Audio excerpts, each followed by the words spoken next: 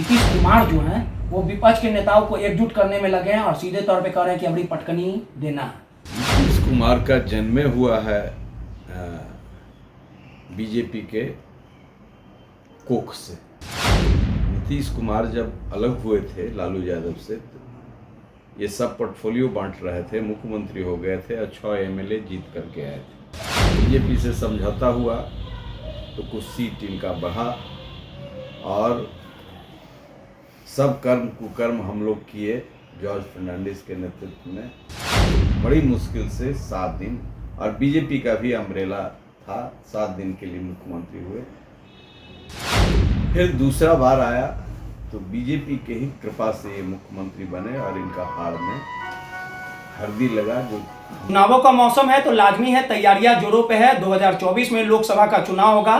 2014-2019 में लगातार नरेंद्र मोदी के जीत का काफिला जो है वो बदस्तूर जारी है, लेकिन नरेंद्र मोदी को परास्त करने के लिए विपक्षी नेताओं को एकजुट करने की जिम्मेवारी नीतीश कुमार के कंधों पर दी गई है। नीतीश कुमार लगातार विपक्षी नेताओं से मुलाकात भी कर रहे हैं और नरेंद्र मोदी को हराने के लिए लगातार प्रयासरत भी है, और वहीं संसद भवन के उद्घाटन को लेके लगातार एक मुद्दा गहराता भी जा रहा है। राष्ट्रपति को नहीं बुलाने को लेके लगातार विपक्ष के जो लोग हैं वो नरेंद्र मोदी पर निशाना साध रहे। इन तमाम 2 मुद्दों को लेके हमारे साथ बात करने के लिए जहानाबाद के पूर्व एमपी अरुण कुमार जी 2 मुद्दा है, दोनों मुद्दों पे आपसे बात करेंगे।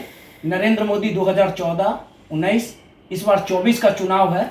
लगातार बीजेपी की ओर से दावा किया जा रहा है कि वैकेंसी खाली नहीं है और नरेंद्र मोदी का जो जादू है वो बरकरार रहेगा 2024 में, लेकिन नीतीश कुमार जो हैं वो विपक्ष के नेताओं को एकजुट करने में लगे हैं और सीधे तौर पे कह रहे हैं कि अबड़ी पटकनी देना है नरेंद्र मोदी को, अबड़ी उल्टा गिनती शुरू हो जाएगा।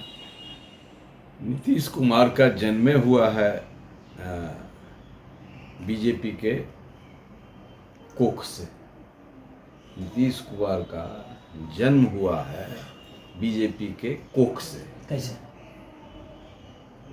नीतीश कुमार जब अलग हुए थे लालू यादव से, ये सब पोर्टफोलियो बांट रहे थे, मुख्यमंत्री हो गए थे और 6 एमएलए जीत करके आए थे।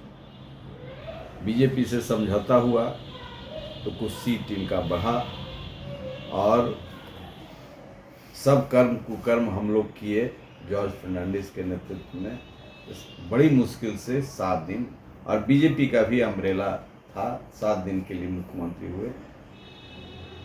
फिर दूसरा बार आया तो बीजेपी के ही कृपा से ये मुख्यमंत्री बने और इनका हार में हल्दी लगा, जो हम लोग नहीं समझ पाए। तमाम लोग इस बात के लिए संकल्पित थे कि नीतीश कुमार को बनाना है। जॉर्ज फर्नांडिस के नेतृत्व में हम लोग, बीजेपी ने भी इस बात के लिए हम लोगों को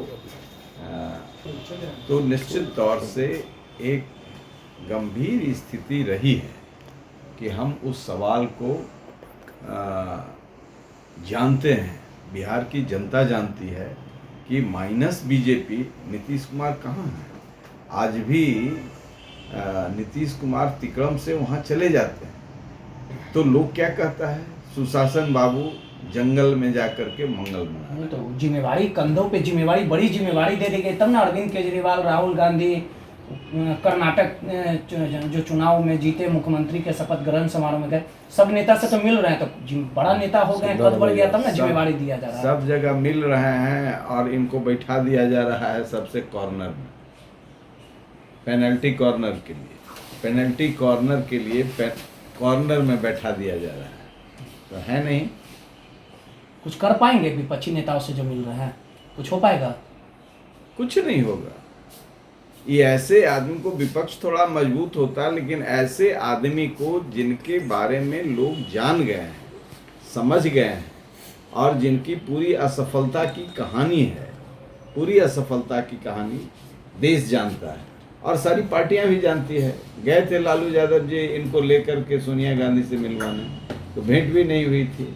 अभी कर्नाटक ही चले गए थे बिना निमंत्रण के, कुछ नहीं था, ये तो कॉर्नर पर थे, पेनल्टी कॉर्नर के लिए रखा गया है। वो जब हताशा निराशा होती है तो ये उस जगह पर सब लोग चाहेगा विपक्षी एकता। केजरीवाल जी ये घूमते रहें, ये दोनों जो केस है देखिए, नरेंद्र मोदी का समर्थक कांग्रेस में भी लोग हैं, केजरीवाल के यहाँ भी लोग हैं। नरेंद्र मोदी और राज्य के चुनावों से लोग तुलना करते हैं, ये गलत है। इसलिए कि इस देश में पहली बार सॉवरेन टेस्ट का, सॉवरेंटी का, सर्वप्रभुता का, सनातन परंपरा का, मूल्यों का, विचारों का एक महानायक के रूप में नरेंद्र मोदी ने अपने को स्थापित किया है और ये दुनिया स्वीकार कर रही है। अभी देखा नहीं, सिडनी में आपने देखा, पेरू में, दुनिया के लोग इस तरीके से भारत को ले रहे हैं। अमेरिका के राष्ट्रपति के पीछे बिल्ली की तरह खड़े रहते थे और वहां राष्ट्रपति आकर के खुद आगे बढ़ करके हाथ मिला रहा है। ये घटना एक दुर्घटना थी मनमोहन सिंह का। मैं सम्मान करता हूं, ईमानदार आदमी, लेकिन भ्रष्ट चंगुल में फंसे हुए थे, परफॉर्म नहीं किया और कुछ बोलते थे दब करके, चूंकि वो ऐसे जगह उनकी शिक्षा और संस्कार का सृजन हुआ। लेकिन सबसे बड़ी विडंबना है कि 2024 को लेके पूरा जो मैं प्लान इसी परिप्रेक्ष्य में कह रहा हूँ कि नरेंद्र मोदी को दबाना आसान बात नहीं है। कोई चेहरा तो सामने हो, कोई चेहरा ही नहीं है। नीतीश कुमार चेहरा है ना, लालू जी बोले हैं कि हम जिता देंगे। नीतीश कुमार तो लालू जी बोले हैं ये बनाएंगे। अरे मुख्यमंत्री के लिए संघर्ष कर रहे हैं, ये दोनों एक दूसरे को पछाड़ने में लगे हुए हैं। ये पीएम की बात नहीं है। ये मैं उस परिप्रेक्ष्य में कह रहा हूं कि प्रधानमंत्री ये बने कैसे।